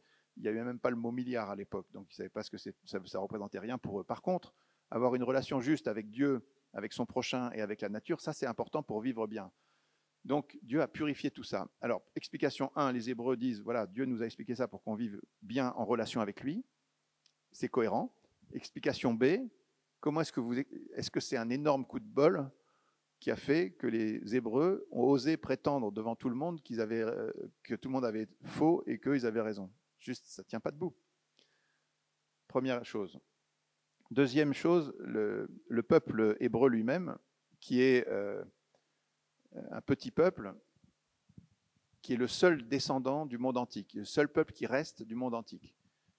Dans le monde antique, vous aviez les Goths, les Ostrogoths, les Visigoths, les Parthes, les Scythes, les Gaulois, les Romains, tout ce que vous voulez, les Grecs. Et tous ces peuples ont disparu au sens où ils n'ont plus le même territoire, ils n'ont plus la même religion, ils n'ont plus la même langue. C'est plus le même peuple. Le seul peuple qui a gardé tout ça, qui est encore là aujourd'hui, c'est le peuple hébreu, le peuple des Juifs, qui pensait depuis l'origine qu'il était un peuple éternel, parce que Dieu lui avait dit. Alors, comment vous expliquez ça? Ce n'est pas le peuple qui a eu l'histoire la plus simple non plus. C'était un petit peuple, il a été persécuté, exilé, déporté, tout ce que vous voulez. Selon les lois de la sociologie, il n'aurait jamais dû être là. Et en fait, il est là. Alors, il faut expliquer ça d'un point de vue rationnel. Explication A, Dieu a un projet spécial sur ce peuple, il y a une relation avec Dieu, ça devient très cohérent. Explication B, chercher. Troisième sujet, Jésus. Alors, je ne sais pas s'il y en a qui préfèrent ça, ou il y en a qui disent c'est moi. Alors, Jésus, c'est un jeune homme de 30 ans qui sort de Nazareth, un petit bled perdu. Il va parler sur les routes pendant 3 ans à 12 amis, et puis il meurt. L'affaire doit se terminer là. Sauf qu'il avait dit, le ciel et la terre passeront, et mes paroles ne passeront pas. Alors, il n'a pas été très prudent parce que quand même, quand on veut que ses paroles ne passent pas, au moins on les écrit. Lui, il n'a rien écrit, il n'a rien conquis, il n'a pas construit quoi que ce soit, il n'a pas fait de conquête militaire, il n'a pas posé de loi en science, il n'a rien fait du tout, sauf une seule chose, former quelques amis et puis mourir. Cet homme est celui qui a eu le plus d'impact sur l'ensemble de l'histoire de l'humanité. Tous les gens dans tous les quatre coins du monde, quand ils signent des contrats, ils font référence à la date de sa naissance. Comment vous expliquez ça d'un point de vue rationnel? Explication A, il y a des prophéties, cet homme est lié à fils de Dieu et tout ça devient extrêmement cohérent. Sinon, c'est totalement incohérent. Et puis, il y a un autre cas qu'on prend. Bon, des miracles, on aurait pu en prendre 50 000 parce qu'il y en a quand même beaucoup. Mais on a choisi celui de Fatima parce qu'il est très explicite, il est très important. Parce qu'à Fatima, on est dans un contexte contemporain. C'est pas loin, c'est pas la mer Rouge. On est dans un contexte totalement anticlérical, c'est-à-dire que le régime au Portugal, c'est des francs-maçons qui ont expulsé les congrégations d'église et qui sont encore pires que les Français de 1905. Tous les médias sont contrôlés par ces gens-là, sont tous anticléricaux. Et vous avez 3 enfants de 10 ans qui arrivent et qui disent, voilà, la Sainte Vierge nous apparaît depuis le 13 mai. Le 13 juillet, elle leur dit, dans 3 mois, je ferai un miracle à telle heure, à midi, que tout le monde pourra voir. Et les enfants affirment ça devant tout le monde, c'est repris dans la presse et tout ça. On a fait une étude, on a sollicité l'Université de Lisbonne, la Bibliothèque nationale du Portugal, on leur a demandé de nous rassembler tous les textes, tous les articles de tous les journaux de l'époque qui parlent du miracle avant, pendant et après. Et alors c'est extraordinaire parce qu'avant, ils sont morts de rire, quoi. Ils disent... ils vont se ridiculiser, c'est un truc des jésuites, ça va retomber tout de suite et tout. Pendant, il y a le grand journal laïque du coin, qui s'appelle O Século, qui avait envoyé quand même un de ses reporters avec un photographe, et ils ont l'honnêteté de faire un reportage en suivant, en disant, effectivement, il y a eu un miracle incroyable. Et puis dans les semaines et mois qui suivent, vous avez tous les journaux qui essaient de trouver des explications sans jamais arriver à formuler la moindre explication rationnelle de ce qui s'est passé. Alors là, on fait les hypothèses, pareil. Explication A, les enfants ont véritablement eu une apparition de la Vierge Marie qui leur a dit ça. Explication B, il y a des gens qui disent c'est un ovni, c'est un phénomène météorologique, c'est ceci. Mais comment vous avez des enfants de 10 ans qui prévoient 3 mois à l'avance à quelle heure va se faire un ovni ou un phénomène météorologique? Enfin, essayez de trouver une explication rationnelle, ça ne tient pas 2 minutes. Voilà. Donc des choses comme ça, il y en a beaucoup. Et alors, derrière tout ça, nous, le seul souhait qu'on a, c'est d'ouvrir un débat et de poser la question qui, moi, m'avait posé une surprise énorme quand j'étais jeune. Où est la rationalité? Moi, j'étais persuadé que la rationalité était du côté du matérialiste et que la religion, la foi était complètement irrationnelle. Même si on ne parle pas de foi, là, on parle juste de l'existence de Dieu. Voilà, c'est ça le débat. C'est aujourd'hui, est-ce qu'il est rationnel? La conclusion de notre livre, c'est que le matérialisme est une position totalement irrationnelle aujourd'hui avec les données du monde réel. Si on regarde le monde réel dans tous ses aspects, qu'on ne fait pas l'autruche ou qu'on n'est pas bourré d'a priori, on doit constater que le monde réel nous indique par toute une série d'éléments qui sont indépendants, qui sont rationnels et qui sont convergents, qu'il y a un Dieu. Voilà. Qu'il n'y a pas d'explication meilleure que celle-là. Et encore une fois, ce n'est pas sur un aspect, ce n'est pas sur une preuve où on n'aurait peut-être pas vu tous les aspects, c'est sur l'ensemble du dossier. Et on s'est limité parce que on a déjà fait 500 pages, donc c'était suffisant. Si vous allez à la page 43 ou 46, je crois, vous verrez la liste des autres sujets qu'on aurait pu prendre, les exorcismes, on aurait pu prendre des miracles en pagaille, on aurait pu parler des EMI, on aurait pu parler de la beauté du monde aussi, qui est une improbabilité à l'intérieur de l'improbabilité de l'existence du monde. Voilà, il y a un dossier énorme et je pense qu'il faudrait qu'on ait un débat. Le débat, on aimerait qu'il soit avec tout le monde et aussi avec vous. Donc maintenant, si vous avez des questions, ça serait super.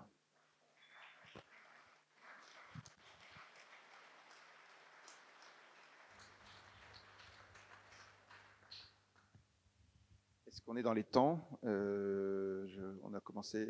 oui, c'est à peu près ça.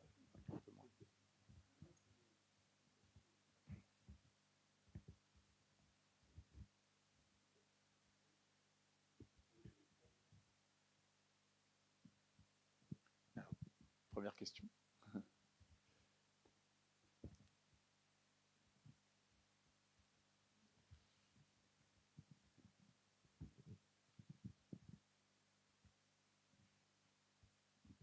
Bonsoir.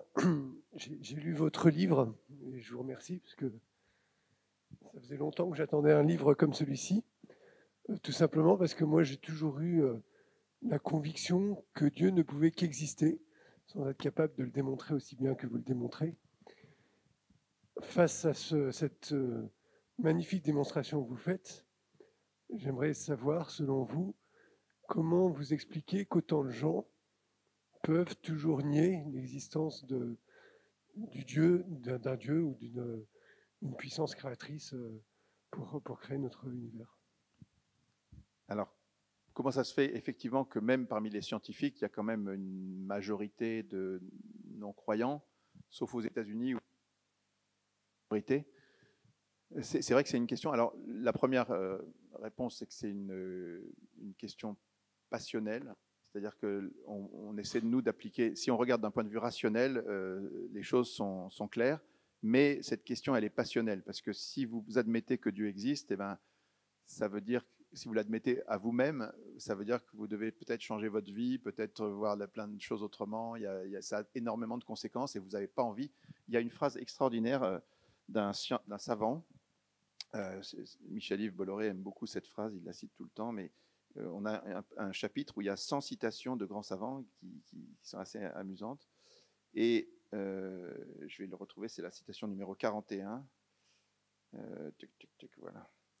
Donc c'est un prix Nobel qui s'appelle George Wald, prix Nobel de médecine. Il dit, en fait, il n'y a que deux façons d'envisager l'origine de la vie. L'une est la génération spontanée en poursuivant par l'évolution. L'autre, c'est la création surnaturelle par Dieu. Il n'y a pas de troisième possibilité. La génération spontanée à partir de la vie a été scientifiquement affirmée, tout ça. Ça nous laisse avec la seule conclusion que la vie a été créée par Dieu. Cela, je ne l'accepterai pas pour des raisons philosophiques, parce que je ne veux pas croire en Dieu. En conséquence, je choisis de croire en ce que je sais être scientifiquement impossible, la génération spontanée conduisant à l'évolution. C'est ça que. Bon. Alors, des choses. Donc, il y a une première explication, c'est que cette question est passionnelle et on n'a pas envie. Deuxième explication, c'est qu'il y a plein de choses qui sont prouvées et qui ne sont pas encore. Entre le moment où on le prouve et le moment où ça fait son chemin et que c'est admis, il y a une grande distance. Aujourd'hui, il y a encore 9% des Français et 16% des Américains qui croient que la Terre est plate. Donc, d'après les sondages, en tout cas. Bon. Donc, vous avez aussi que la Terre soit sphérique, c'est prouvé depuis Ératosthène, qui est 2 siècles avant Jésus-Christ. Donc c'est prouvé. Et ben, 2000 ans après, il y a encore 9% des gens qui pensent que c'est pas vrai. Donc c'est pas parce qu'un truc est prouvé que les gens y adhèrent. Et encore moins sur la question de Dieu. Et après, il y a une troisième explication, c'est ce qu'on appelle le combat spirituel, c'est-à-dire qu'il y a tout un courant, il y a des médias, il y a des puissances spirituelles ou simplement des idéologies qui sont contre ça. Vous lirez le chapitre sur le roman noir du Big Bang, vous verrez que les gars, ils ne se préoccupent pas beaucoup de la vérité, c'est juste, on n'en veut pas. Donc, aujourd'hui, une majorité de médias sont dans un courant clairement matérialiste. Et donc, les gens qui regardent la télé, je ne sais plus combien d'heures par jour, ou maintenant Internet, ils sont l'écho de ça. Donc, il faudra du temps. Le but de ce livre, c'est de... On dit qu'il y a eu un Big Bang il y a 13,8 milliards d'années, ça c'est sûr. Il y a eu un Big Bang dans l'histoire de la pensée scientifique, une révolution conceptuelle depuis 100 ans, ça c'est sûr aussi. Mais il faut maintenant un Big Bang dans la population pour que ces idées-là passent, et ça va prendre du temps. Voilà. Mais ça va venir, par contre, ça c'est sûr. C'est sûr et certain que ça va venir. Parce que c'est tellement évident, c'est tellement simple. Moi, c'est ça qui m'a frappé le plus, en fait. C'est que franchement, c'est très très simple. Il y a un début à l'univers, donc il y a un lieu terminé. Oui, j'ai une question aussi. C'est peut-être un peu philosophique et très personnel, mais maintenant qu'on a lu votre livre et que dans le même temps, on a fait personnellement l'expérience d'une conscience beaucoup plus vaste, une conscience infinie qui existe et dans laquelle il y a une unité incroyable, et qu'on sort d'une éducation très normée, et qu'on est perdu dans tout ça. C'est presque un appel à l'aide. Qu'est-ce que je fais de tout ça, quoi? Qu'est-ce que je fais de ça? Je ne sais pas quoi faire de ça. Alors, je pense qu'effectivement, c'est quelque chose qui revient souvent quand on parle de tout ça. Le fait de dire que Dieu existe, c'est vraiment une première étape, derrière laquelle il doit y avoir une deuxième étape, un tome 2 du livre, ou alors une réflexion personnelle de chacun pour savoir qui est ce Dieu et comment vivre avec lui. C'est quand même la question la plus importante. J'insiste sur un point, c'est que dans ce livre, on ne parle pas de foi. La foi, c'est pas savoir que quelqu'un existe. Ça, c'est pas de la foi. Saint Thomas d'Aquin, quand il fait la somme théologique ou la somme contre les gentils, toute la première partie des deux, c'est pour expliquer que par la lumière naturelle de la raison, on peut découvrir Dieu sans avoir besoin de la foi. Et ça a été repris par l'Église, par Vatican I, Vatican II, le catéchisme, les papes, tout ça. Donc, c'est très simple à comprendre, c'est-à-dire que si jamais moi j'ai foi en vous, c'est parce que c'est le présupposé, c'est que vous existiez. Je ne peux pas avoir foi en quelqu'un qui n'existe pas. Donc, avoir foi, c'est adhérer et mettre sa confiance en quelqu'un. Donc, si jamais j'ai foi en mon épouse, en un ami, ou en Jésus, ou en Dieu, le présupposé, c'est que je sais qu'ils existent. Et après, en plus, pour mettre sa foi dans quelqu'un, il faut non seulement savoir qu'il existe, mais aussi avoir de bonnes raisons de penser qu'on a de bonnes raisons de mettre sa foi en lui. Donc, ça fait appel à l'intelligence. Le catéchisme dit que l'acte de foi, c'est un acte de l'intelligence adhérant par la volonté à Dieu. Voilà. Donc, l'adhésion, c'est-à-dire c'est un acte libre qui implique la volonté. Dans l'épître de Saint Jacques, on dit les démons savent que Dieu existe, mais ils brûlent. Ça veut dire qu'ils n'ont pas la foi, parce qu'on peut savoir que Dieu existe, et à la fin, tout le monde saura que Dieu existe, mais il y en a qui le refuseront et d'autres qui voudront adhérer et qui seront avec lui. Donc, il faut bien distinguer le savoir de la foi. Le savoir, c'est une toute petite étape qui malheureusement a été obscurcie pendant 4 siècles par la science qui a semblé aller contre, mais sinon, dans tous les siècles, dans tous les temps, tout le monde savait qu'il y avait un Dieu. Et il faut revenir à cette idée première, qui est vraiment un socle fondamental, mais qui est un premier pas. Derrière, il faut se demander qui est ce Dieu. Ça, c'est une enquête qu'on doit faire tous. C'est assez simple de trouver des solutions, remarque, mais bon, c'est plus vaste, ça prend toute une vie, et puis c'est le plus important.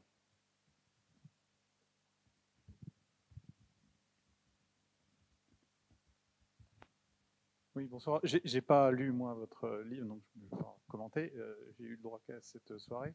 Et j'avoue qu'en venant ici, j'étais un petit peu inquiet parce que, en fait, apporter des preuves, c'est apporter une certitude irréfutable. Et les certitudes irréfutables, dans l'histoire, elles ont donné des conséquences terribles. Mais ce que je comprends, là, en voyant votre conclusion, c'est où est la rationalité. Et du coup, ça me rassure un peu sur le fait que, en fait, c'est pas tellement de dire que... il n'y a plus aucun doute sur rien, et donc plus sur Dieu, et donc du coup, on n'a plus qu'à suivre, mais que, en fait, la rationalité n'est pas là où on croit. Et ça je suis plus d'accord avec vous. Mais moi, ce qui me gêne quand même profondément, c'est de sortir d'ici, et qu'on sort tous d'ici en se disant, bon, bah, c'est bon, Dieu existe, terminé, en avant. Parce qu'en fait, là, ce que vous avez exprimé ce soir, alors je ne sais pas dans le livre, c'est, en fait, il y a eu une conscience autre qui était là, appelons Dieu, mais c'est peut-être pas le nôtre. Enfin, voilà, c'est peut-être pas celui des catholiques, c'est peut-être un autre qu'on ne connaît pas encore, ou qu'on a mal défini. C'est ça où je voudrais mettre un petit peu de doute dans tout ça, parce que moi, ça me gêne un peu quand tout est dans l'incertitude. Et le fait de passer par la rationalité pour prouver l'existence de Dieu, ça peut peut-être nous éloigner du chemin qu'on a individuellement à faire. Et c'est ça mon inquiétude. Je comprends. En même temps, vous avez Saint Paul dans l'Épître aux Romains que j'essaie de retrouver là. Saint Paul dans l'Épître aux Romains, il dit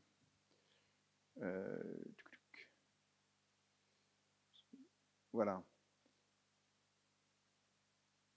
La colère de Dieu se révèle du haut du ciel contre toute impiété et toute injustice des hommes qui détiennent la vérité captive dans l'injustice, car ce qu'on peut connaître de Dieu est pour eux manifeste. Dieu, en effet, leur a manifesté ce qu'il y a d'invisible depuis la création du monde, se laisse voir à l'intelligence, à travers ses œuvres, son éternelle puissance, sa divinité, en sorte qu'ils sont inexcusables. Voilà. En gros, ce que dit saint Paul, c'est que, à travers à travers l'éternel puissant, en regardant les œuvres, c'est-à-dire l'univers et l'homme, on doit, par l'intelligence, avoir accès à la connaissance de Dieu. C'est naturel. Mais quand vous êtes un enfant et que vous regardez les questions d'un enfant, il voit le monde, le monde est là, il y a forcément quelqu'un qui l'a fait. Après, il voit l'ordre du monde, il dit oh, c'est fantastique cet ordre, il y a forcément un auteur. Après, il voit la beauté du monde, il dit oh, un coucher de soleil comme ça ne peut pas ne pas avoir un auteur. C'est des choses assez naturelles qui ont été, encore une fois, vécues partout et tout le temps. Donc le fait qu'il y ait un Dieu, personne n'en doutait dans tous les siècles et dans tous les continents pendant des siècles. Jusqu'à ce qu'arrive la science qui a induit une autre explication, mais elle était fragile et aujourd'hui elle est passée, si vous voulez. Donc, je ne sais pas s'il faut qu'on sorte tous d'ici en disant c'est pas parce qu'on saura qu'il y a un Dieu qu'on aura résolu toutes les questions de la vie. C'est pas du tout ça. Qu'on sache qu'il y a un Dieu, c'est tout à fait normal parce que la raison naturelle, bien non bridée, non faussée, dit oui, il y a un Dieu, c'est évident. Après, la question c'est est-ce qu'il s'est révélé? Qu'est-ce qu'il attend de nous? Comment le découvrir? C'est un mystère infini. Comment est-ce que jusqu'où je vais aller pour comprendre tout ça? Il y a tout un chemin à faire. Mais si jamais vous n'êtes pas déjà convaincu que le début du chemin existe, vous ne pouvez pas commencer la montée. Donc, le fait de savoir que Dieu existe, ça ne devrait pas poser question. Enfin, encore une fois, c'est une évidence pour les enfants, c'est une évidence pour les adultes. Il y a juste au milieu un peu de science qui a éloigné de Dieu et beaucoup qui ramène. Et donc, c'est dommage que cette science qui s'est développée en Occident, parce que moi, je suis allé 4 ans en Afrique où tout le monde croit en Dieu. Enfin, c'est la science qui a semblé donner une explication en disant on n'a pas besoin de Dieu. Et bien, la science elle-même vient de changer en disant maintenant, elle aussi, elle a besoin de Dieu, tout le monde a besoin de Dieu. Je pense que ce n'est pas erroné de dire qu'on est certain que Dieu existe. Je pense que c'est naturel. Et je pense que non seulement c'est naturel, mais c'est rationnel et c'est aujourd'hui prouvé comme jamais on avait prouvé.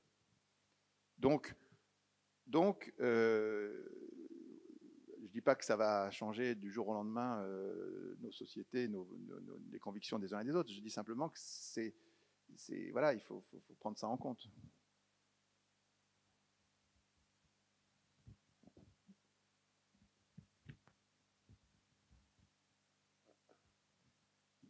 Merci de me choisir en premier parmi les trois.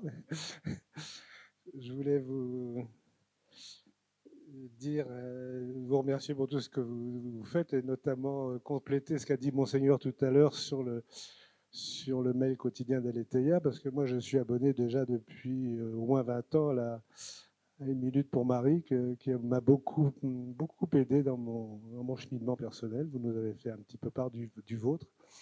Et je voulais faire un autre témoignage. Moi j'ai croisé dans ma vie Jacques Monod, Hasard et nécessité, et la réponse de votre confrère, si j'ai bien compris, que vous avez fait Polytechnique, Georges Sallet, vous connaissez sûrement, qui a répondu à Jacques Monod. Jacques Monod, c'était Hasard et... Jacques Monod, on connaît, oui, mais oui, Hasard et celui qui a répondu, non. Et Georges Sallet a répondu par un livre qui s'appelle Hasard et certitude. Jacques Monod, c'était la vie, Dieu, la terre, l'univers, tout ça est arrivé par hasard. Et Georges Sallet a répondu il n'est pas arrivé par hasard et c'est une certitude. Et en fait, c'est un livre de probabilité qui démontre que par les probabilités, c'est impossible.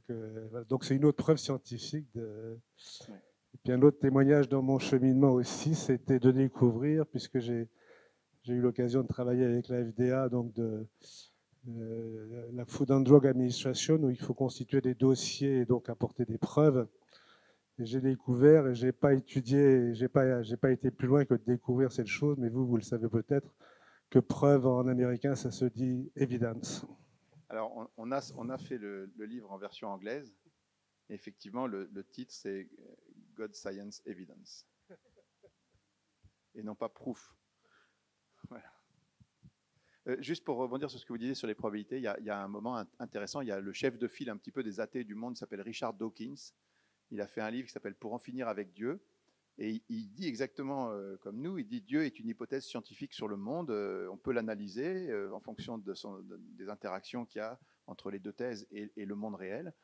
Et il dit qu'il a un chapitre sur la vie où il dit effectivement c'est quand même compliqué ce passage-là, mais bon, comme il y a des milliards de planètes et il y a des centaines de milliards, des milliers de milliards de galaxies et des centaines de milliards de planètes dans chacune de ces galaxies, donc il y a des milliards d'étoiles et tout ça.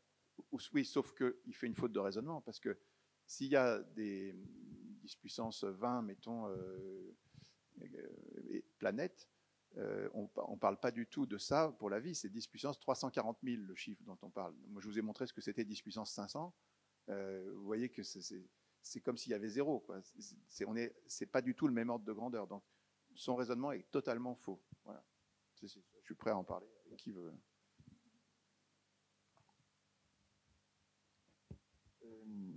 Je voudrais savoir ce que vous pensez du concept très disputé de dessin intelligent, intelligent design en anglais. Hein. Et puis accessoirement, est-ce que vous avez l'intention de publier une version courte de votre pavé pour des raisons pratiques? Et une autre question toute simple, c'est j'ai cru à un moment donné, en vous entendant, retrouver un livre des frères Bogdanov sur le côté extraordinaire des constantes pointues. Est-ce que vous recommandez la lecture de ce livre-là? Alors, 3 questions. D'abord, l'intelligent design, c'est une notion qui est mal définie, parce que le cardinal Schönborn a fait une conférence pour expliquer que, bah oui, il y a un dessin intelligent qui est celui de Dieu. Mais ce qu'on entend aux États-Unis par intelligent design, c'est l'idée que la nature elle-même toute seule ne peut pas, les lois même ne suffisent pas, il faut qu'il y ait une intervention miraculeuse de Dieu à un moment. Alors nous, dans le livre, on n'est pas trop sur cette ligne-là, en fait on n'en sait rien, parce que les deux sont possibles, c'est-à-dire qu'on peut faire de la musique en composant une musique. Vous pouvez aussi programmer une intelligence artificielle qui va composer des musiques. Il y a une musique de Vivaldi, vous allez voir sur Internet, vous tapez E2MY de David Kopp, et vous verrez comment l'intelligence artificielle a composé une musique de Vivaldi que même les experts retrouvent extraordinaire. Donc, vous avez 2 manières d'agir pour Dieu. Soit il crée des lois qui sont tellement fines que ensuite ça va être un mélange de hasard et de programmation qui va déboucher. Il y a une certaine autonomie de la création. C'est un peu ce qu'on lit dans la Genèse, quand on dit que la terre produise. Voilà. Bon.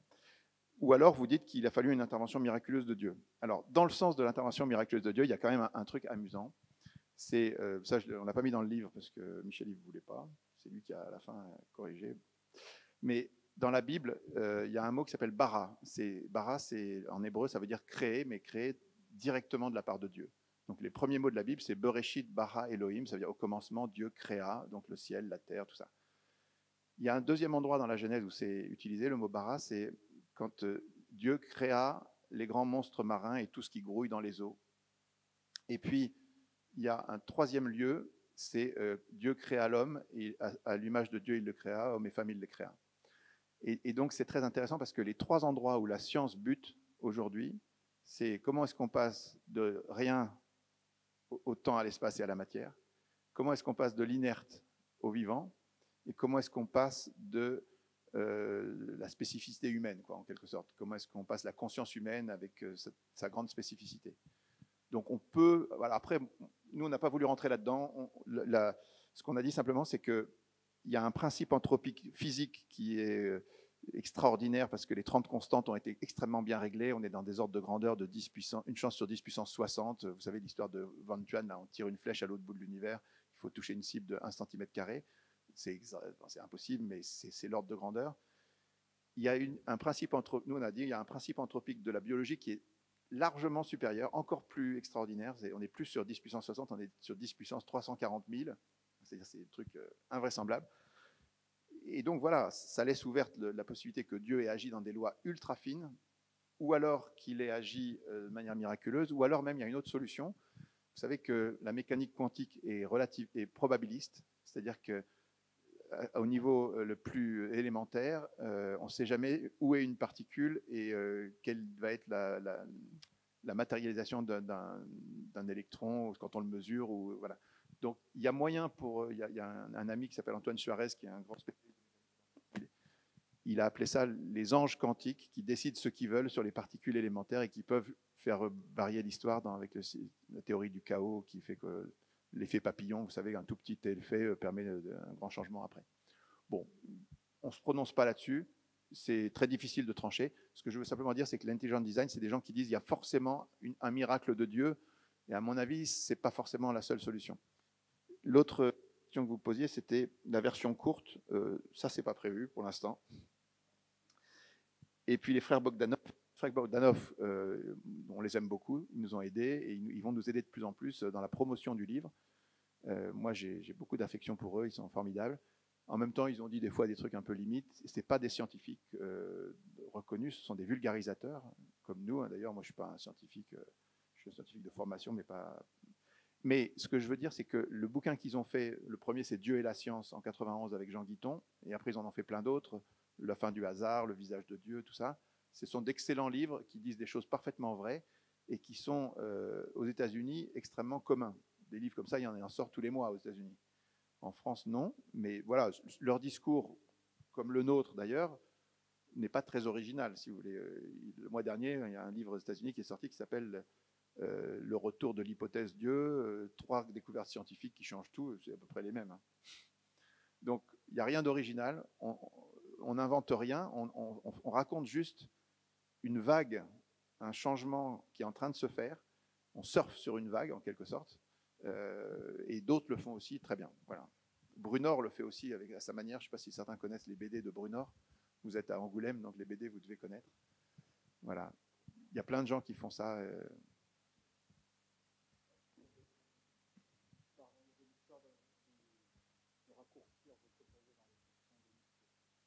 Le raccourci, la version courte.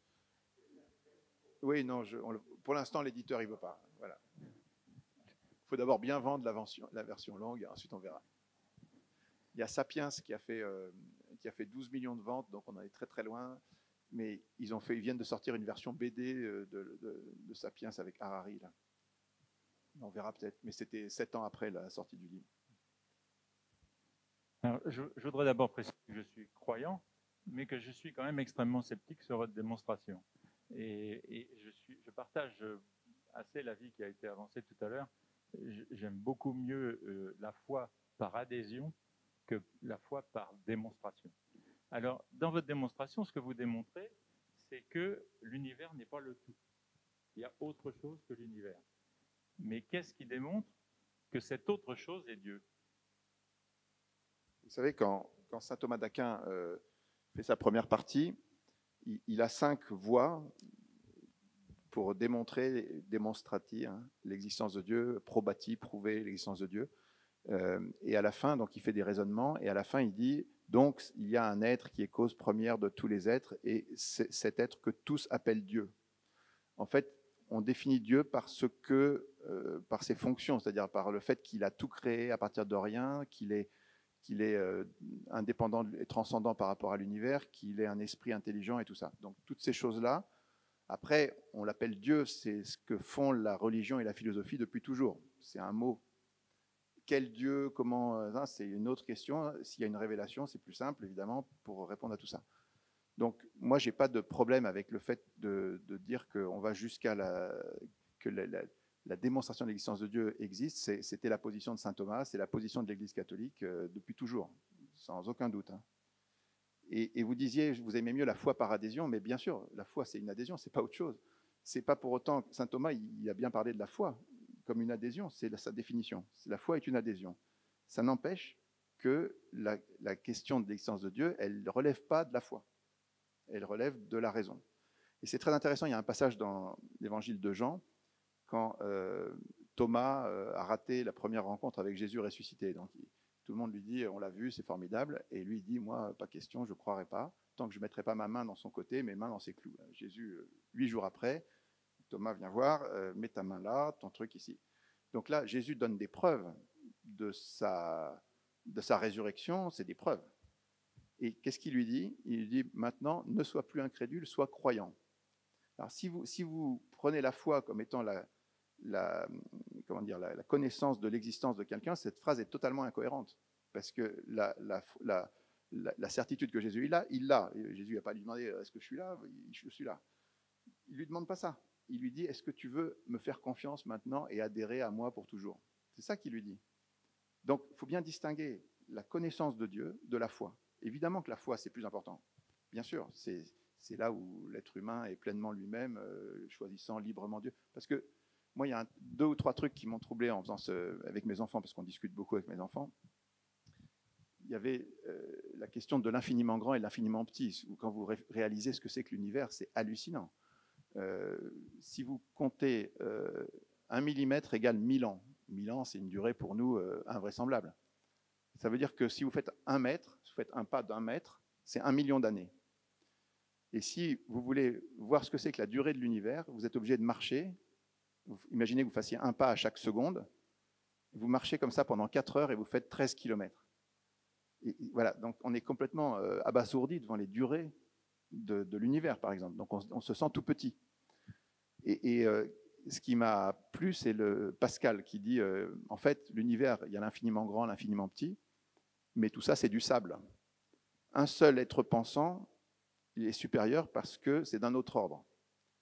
Et puis, il dit, tous les êtres pensants, c'est formidable, c'est grand, c'est la science, les savants, tout ça, c'est formidable, mais un seul acte de charité, c'est supérieur parce que c'est d'un autre ordre.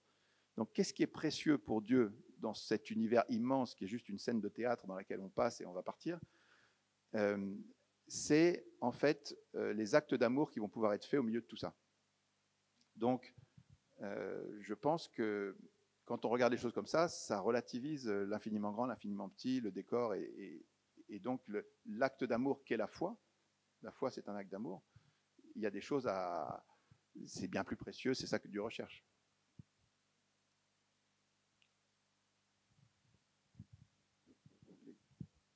Une dernière question peut-être? D'abord, je voulais vous remercier pour nous avoir parlé de ces choses-là, qui sont quand même pas trop simples, et avec une telle passion, enfin, de façon si simple que c'était très intéressant. Alors d'abord, merci. Je n'ai pas lu votre livre, mon mari était en train de le lire, il trouvait ça passionnant, donc j'ai eu envie de venir. Et moi, je suis très heureuse de vous entendre parler de tout ça, parce que effectivement, je pense qu'on est dans un contexte d'idéologie matérielle, matérialiste, enfin, etc., comme un aveuglement et qui développe une espèce d'ignorance. Au contact de jeunes, j'ai été frappée à certains moments de ressentir comme une espèce de vide et d'appel à entendre une parole qui réveille quelque chose en eux. Voilà.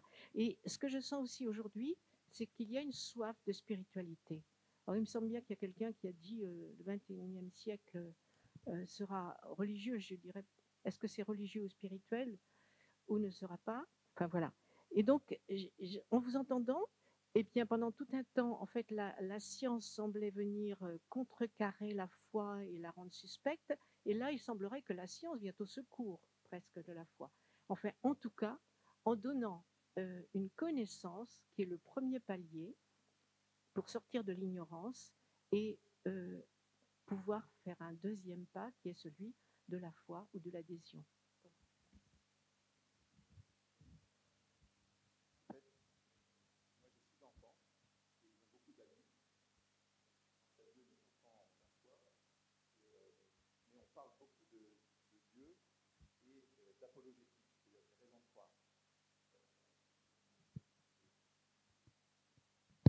Voilà. Oui, voilà ça. Donc, avec mes enfants et leurs amis, je m'aperçois qu'ils sont extrêmement demandeurs de raisons de croire sérieuses, parce que dans le monde dans lequel ils sont, on fait passer la foi pour quelque chose de pas sérieux. Il y a 1000 propositions, et pourquoi celle-là plutôt qu'une autre? Et on dit toujours, il ne faut pas s'étonner que les gens ne croient pas si on ne leur donne pas des raisons de croire. Je pense que l'Église catholique a un petit peu abandonné l'apologétique, c'est-à-dire montrer que c'est vrai. Pourquoi est-ce que les jeunes ne sont pas plus... Si on ne leur dit pas que c'est vrai, et que ça tient la route et que on ne parle pas de contes pour enfants ou de contes de fées, on parle de choses vraies. Et donc, il faut d'abord montrer que c'est vrai, parce que dans la proposition relativiste qu'il y a partout, si vous ne montrez pas que la vôtre, elle est vraie et que les autres sont moins vraies ou carrément fausses, vous n'avez aucune raison que les gens viennent vous voir, vu le nombre de propositions qu'il y a. Donc, l'apologétique, pour nous, c'est fondamental. Dans l'association Marie de Nazareth, si vous voulez aller jeter un œil, il y a donc on a fait un centre pour la Vierge Marie à Nazareth, on a passé 10 ans, ça a coûté très très cher et on est très content de l'avoir fait, mais il y a 25 000 personnes qui viennent dans ce centre chaque année. Et puis un jour, ce qui a déclenché ce livre, en fait, c'est que Michel-Yves Bolloré nous a aidés pour le centre Marie de Nazareth. Il a fait un gros chèque, il a fait un gros chèque pour Aletheia aussi. Et puis après, par hasard, mes enfants étaient dans une classe de philo en terminale avec un prof qui s'appelait Saint-Sauveur et qui n'était pas croyant. Et il parlait mal de la religion. Alors, ma fille lui dit, si mon papa était là, il vous répondrait, tout ça. Alors, qu'est-ce qu'il fait ton père? Et on est rentré en relation. Et il m'a dit, si vous y croyez tellement, venez expliquer les raisons de croire chrétienne à ma classe. Donc j'ai préparé ça sérieusement, j'ai fait un PowerPoint et je suis allé présenter ça pendant 1 heure et 1 heure de questions-réponses. Et ensuite, ma fille m'a dit, je t'enregistre. Le soir, j'ai fait écouter à ma femme, elle m'a dit, c'est pas mal ton truc, tu devrais le mettre sur Internet. Et donc j'ai pris un petit monteur qui m'a fait le montage très, très amateur de cette vidéo qui s'appelle « Démonstration de l'existence de Dieu et raison de croire chrétienne ». Cette vidéo a fait 1 500 000 vues. Et allez voir les commentaires, vous êtes... bon. Et Michel-Yves Bolloré l'a vu en premier, et il m'a dit, c'est très très bien ton truc, mais on peut faire beaucoup mieux, viens me voir et on va discuter. Voilà. Et lui, il m'a dit, ça fait 30 ans que je réfléchis là-dessus. Mais dans l'association Marie de Nazareth, on s'est aperçu du succès de cette opération qui avait coûté 3 fois rien, et donc on s'est mis à faire des vidéos. On a fait une vidéo sur le linceul de Turin, on en a fait sur la Vierge Marie, sur les prophéties accomplies, sur plein de choses. Allez voir ça si vous êtes intéressé par ces questions. Donc c'est simple, c'est sur la chaîne YouTube. Vous tapez Marie de Nazareth et vous trouvez ces vidéos. Mais je pense que c'est très important de faire ça parce que si on ne défend pas la vérité de la foi chrétienne, dans le monde dans lequel on est avec toutes les propositions qu'il y a, il ne faut pas s'étonner que les jeunes en particulier, vu l'ambiance, vu ce qu'on dit dans les journaux, il n'y a aucune raison qu'ils se tournent vers la foi chrétienne. La seule vraie raison, c'est que d'abord c'est vrai, et en plus c'est beau, et en plus c'est fait pour nous. Donc il faut d'abord être convaincu de tout ça. Bon, ben, merci à vous.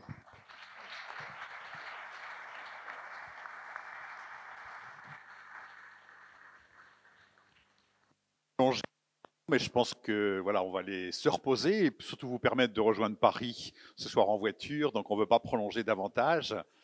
Le débat est ouvert. Voilà, que cette énergie supérieure, certains pourraient parler qui régente l'univers, qu'on l'appelle Dieu. Alors, moi j'aime bien aussi cet adage du Moyen-Âge où on dit croire pour comprendre et comprendre pour croire, ce lien entre la raison et la foi. Et voilà, nous fait réfléchir parce que nous avons des raisons de croire. Et ça me rappelle aussi cette catéchiste grand-mère qui disait, vous savez, mon père allait dire à mes petits-enfants, lire le livre de la Genèse, personne n'y croit. Maintenant, avec tout ce qu'on entend, et non, parce que bien sûr, on ne recherche pas dans le récit de la Genèse une exactitude scientifique, mais on dit des choses vraies, avec des symboles, et c'est quand même extrêmement fort. Donc je crois que merci en tout cas de nous avoir aidés à nous poser des questions. Si on sort avec plus de questions que de réponses, mais on a beaucoup de réponses déjà, on pourra reprendre un petit peu dans votre livre, et puis ici sur les sites que vous avez cités, et puis également avec RCF. Voilà, en tout cas, merci beaucoup. Et puis, à faire à suivre pour le tome 2, peut-être. Il y aura peut-être une suite. Peut-être pour terminer le projet. Ah oui. On a des projets parce que l'année prochaine, en 2022, c'est le 100e anniversaire. Alors d'abord, de la proclamation de Marie, patronne de France, et de Jeanne d'Arc, patronne secondaire. Donc il faudrait quand même faire quelque chose. On en a parlé avec Monseigneur tout à l'heure. Mais c'est aussi l'année, le 100e anniversaire de la découverte de Friedman, que les scientifiques appellent la plus grande découverte scientifique de tous les temps, c'est que l'univers est en expansion. Donc on va essayer de faire un colloque au plateau de Saclay sur le thème « La science face au mystère de la création du monde ». On va créer un prix Alexander Friedman avec des prix Nobel qui vont le remettre à ceux qui feront progresser la compréhension. On va faire des séries de programmes courts sur Canal+, et un documentaire et peut-être un film. Voilà, donc on a des projets pour que ça soit une version courte, mais au cinéma. Voilà. Et donc, si vous avez encore quelques secondes pour signer quelques livres, et puis je pense qu'il doit y avoir une corbeille à la sortie de cette salle pour pouvoir participer aux frais de la soirée. Merci, bonne soirée et à bientôt.